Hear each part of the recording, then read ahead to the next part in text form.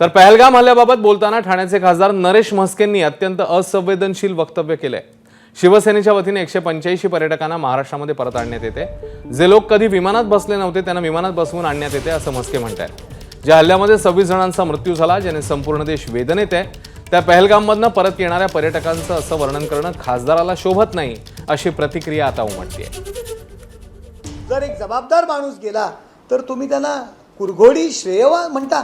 अहो 45 लोक रेल्वेने गेले होते, पहलगाम लँड क्रॅश झालं, तिकडे पहलगाम मध्ये अडकले एका सीआरपीएफच्या गरीब लोक, खाण्याचा प्रॉब्लेम होता, सीआरपीएफच्या कॅम्पमध्ये ते लोक राहत होते।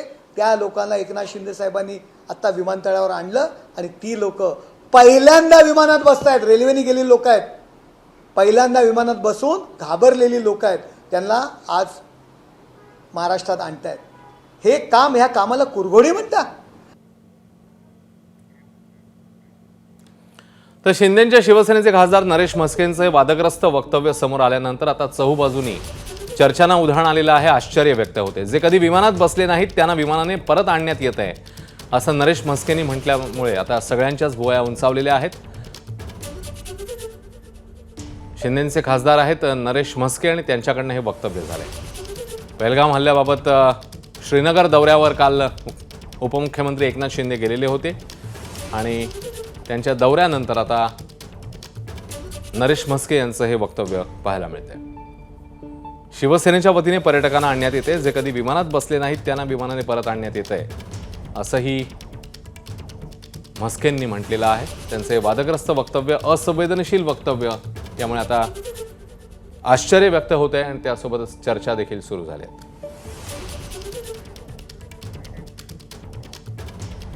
तर ठाकरेंच्या शिवसेनेच्या नेत्या सुषमा अंधारे आपल्यासोबत आहेत या संदर्भात बोलण्यासाठी। आधी आपण नरेश म्हस्के नेमकं काय म्हणालेत खासदार हे त्यांना ऐकूया आणि मग त्यांची प्रतिक्रिया घेऊया। सुषमाताई, आधी आपण नेमकं नरेश म्हस्के काय म्हणालेत ते ऐकूया आणि मग बोलूया। आपण ऐकूया। जर एक जबाबदार माणूस गेला तर तुम्ही त्याला कुरघोडी श्रेयवान म्हणता। अहो 45 लोक रेल्वेने गेले होते, पहलगाम लँड क्रॅश झालं, तिकडे पहलगाम मध्ये अडकले एका सीआरपीएफच्या गरीब लोक, खाण्याचा प्रॉब्लेम होता, सीआरपीएफच्या कॅम्पमध्ये ते लोक राहत होते। त्या लोकांना एकनाथ शिंदे साहेबांनी आता विमानतळावर आणलं आणि ती लोक पहिल्यांदा विमानात बसतायत, रेल्वेने गेलेली लोक आहेत, पहिल्यांदा विमानात बसून घाबरलेली लोक आहेत, त्यांना आज महाराष्ट्रात आणतायत। हे काम, ह्या कामाला कुरघोडी म्हणता। आपण जाऊया सुषमा अंधारे यांच्याकडे। सुषमाताई, आपण ऐकलं असेल नेमकं काय म्हणालेले आहेत नरेश म्हस्के। पहिल्यांदा विमानात बसतायत असं म्हणताना तरी तो शब्द खास अधोरेखित केला, काय म्हणायचंय नेमकं त्यांना? आपलं निरीक्षण काय सुषमाताई? खरं तर संबंध देश शोकसागरात बुडालेला आहे। प्रत्येक राज्यातनं कुणाचे ना कुणाचे आपतेष्ट गेलेले आहेत। त्यामुळे जेव्हा सगळी माणसं दुःखात आहेत, एका वेगळ्या संवेदनेमध्ये आहेत, अशा वेळेला सत्ताधाऱ्यांनी जरा भान बाळगलं पाहिजे। मात्र कायम श्रेयवादाच्या राजकारणात अडकलेले लोक आणि कुरघोड्यांचं राजकारण करण्यात व्यस्त असणारे लोक, यांचा सत्तेचा उन्माद इतका आहे की त्या सत्तेच्या उन्मादापुढे लोकांच्या भावना, संवेदना यांना काहीच वाटत नाहीत। त्यामुळे म्हस्केंसारख्या लोकांकडून किंवा एकूणच या सगळ्या सत्ताधारी, शिरसाट, म्हस्के ही सगळीच माणसं, यांच्याकडून आपण काय अपेक्षा करायच्या? संवेदनशीलता कशाशी खातात हेच ज्या लोकांना माहीत नाही, त्यांच्याकडून अपेक्षा काय करायच्या? की जी माणसं कधीच विमानात बसली नाही त्यांना आम्ही विमानात बसवलं म्हणजे उपकार केला का तुम्ही?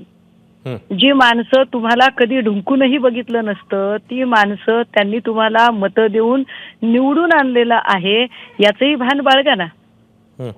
तुम्ही बसलाय त्या ठिकाणी तर तुम्ही त्याच कामासाठी बसलेले आहात आणि मग गेला होतात कशाला? नुसती फोटो सेशन करायला गेला होतात काय? गेलात आणि मदत केली तर त्यात मोठं अशी काय गोष्ट केलेली आहे तुम्ही? परंतु हा सगळा सत्तेचा उन्माद आहे, उत्मात आहे आणि विशेष म्हणजे दुःखाच्या प्रसंगात अशा पद्धतीची विधानं लोक सहसा विसरत नाहीत। धन्यवाद सुषमाताई, आपण सविस्तरपणे प्रतिक्रिया दिलीत त्याच्याबद्दल। तेव्हा ठाकरेंच्या शिवसेनेच्या नेत्या सुषमा अंधारे बोलत होत्या आणि खासदार नरेश म्हस्के यांचं जे वक्तव्य आलेलं आहे त्या संदर्भात त्यांनी प्रतिक्रिया दिली आहे। एबीपी माझा, उघडा डोळे बघा नीट।